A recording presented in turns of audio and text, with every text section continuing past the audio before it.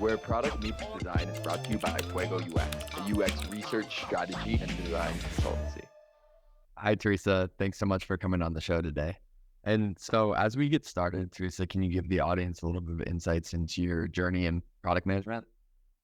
Absolutely. So I've been in the product and technology space for a little over 15 years, and I've had the opportunity to work for multiple Fortune 100 and 500 organizations.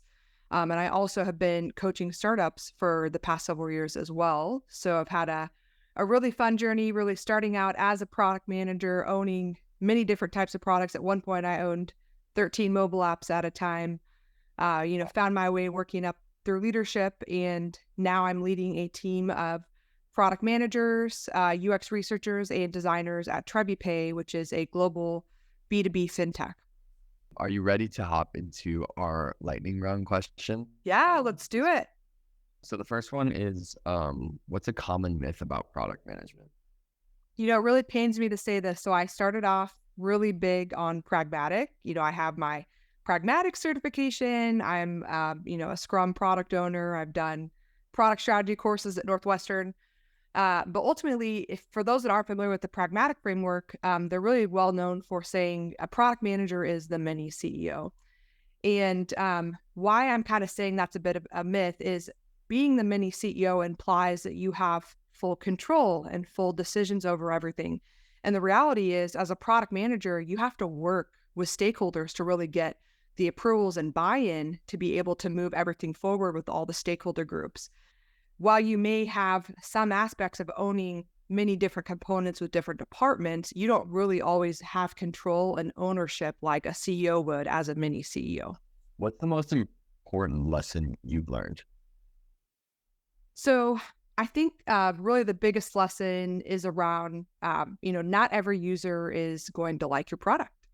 And I think that's a really hard lesson to learn, to take critical feedback on your product as a product manager. You have to understand that there's going to be users that like your product and ones that don't like your product. And you always have to strive to do the best you can, but you kind of have to go with the 80% rule and try to meet 80% of the customers with everything that you're designing and putting out there.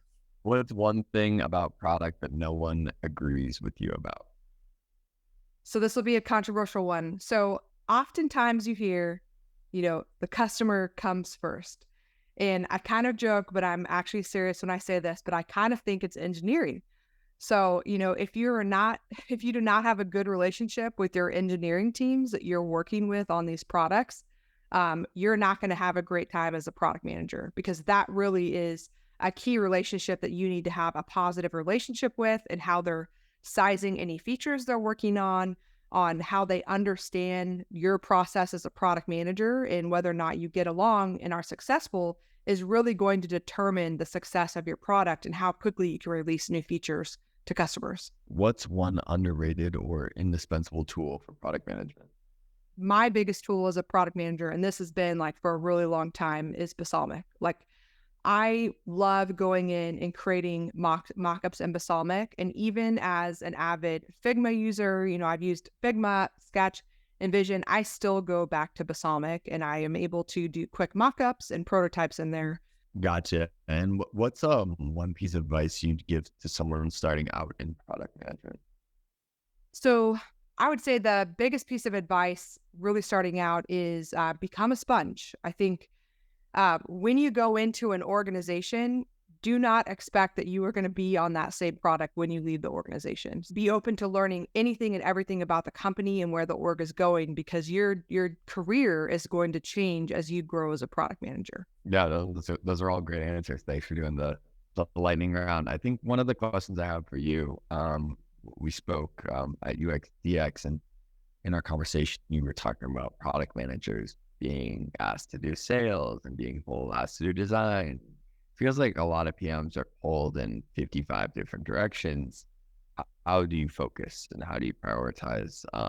And I'd love to learn a little bit more about PMs being asked to do sales too. That sounds interesting. Yeah. I will say one of the things that drew me as into product management was that you're able to have many touch points. Sure. But really, that notion of being pulled into many things really depends on the size of the org. So I've worked at organizations, that have had over 10,000, 20,000, 40,000.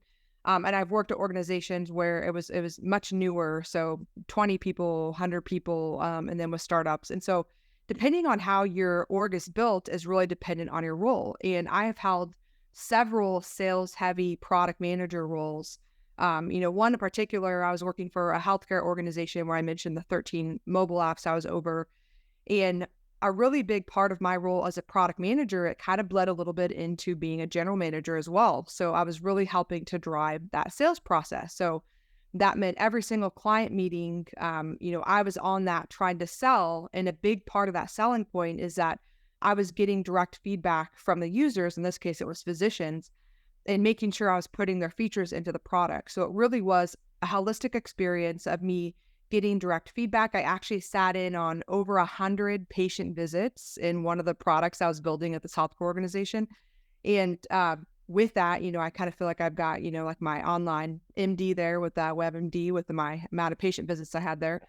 But ultimately, that was a role where, it was super sales heavy. And I would say, in terms of most of the roles I've been in, sales has been a part of like 20% of my product role at least. And that one in particular was probably upwards towards 50. But I think it's critical to really know every aspect of the business. Do you want to be more sales driven? Do you want to be more strategic driven on where you're defining where the roadmap aligns with the business mission and values? Or do you want to strictly be more of a product owner where you're working really heavily with engineering and you don't touch any of those other pieces?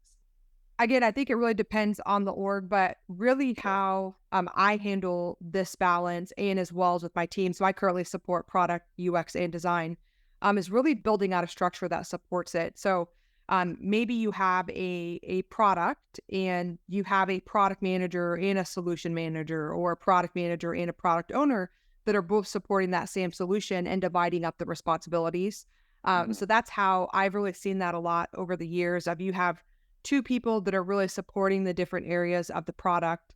Or, one of the values, I like staying busy, and I think not every product manager likes that. So sometimes I will divide up, my senior product managers are expected to really take on those attributes, where my greener product managers, I won't stick them in front of sales deals unless they're really excited about it. Well, let's switch gears to the focus of the interview, which is how product and design can work better together. So I'm wondering if you have any advice there from your perspective and experience. So this might be biased advice because I'm over both departments, but I really think the best way for them to work together is to put them under one org. So Sure. this is actually the second or third organization where I've really helped to build out the UX and design component. And oftentimes, UX has really been starting to sprout. And in fact, like Nielsen Norman Group has said that UX is going to 10x by 2050. Right. And so UX in every organization hasn't become its own department. And because of that, a lot of product managers are sharing the responsibilities of what a UX researcher would do. And we talked a bit about the time component, right? You have sales, you're working with engineering, you're talking to customers. Okay, now I have to do UX and create designs. Wait a second, when am I going to do that? So ultimately, I do have some product managers where they are doing a little bit of UX, but the best way to really make the case for building out a UX organization is to have your product managers start doing that UX role a bit more, to really build out that case for how they could implement that as a team. In building out these product teams, what were some of your initial UX hires? How'd you go about that? So to be really honest, they're really like hodgepodge roles, right? So like they're kind of doing a little bit of everything. So in the last organization I worked for, we were actually spending over $100,000 hiring third parties to come in, fulfill that role. So the use case there was, do we really want to spend $150,000 every year instead of bringing in a handful of people to run this team? I think the biggest way to look at it is, what is the cost of the missed opportunity of not investing in UX?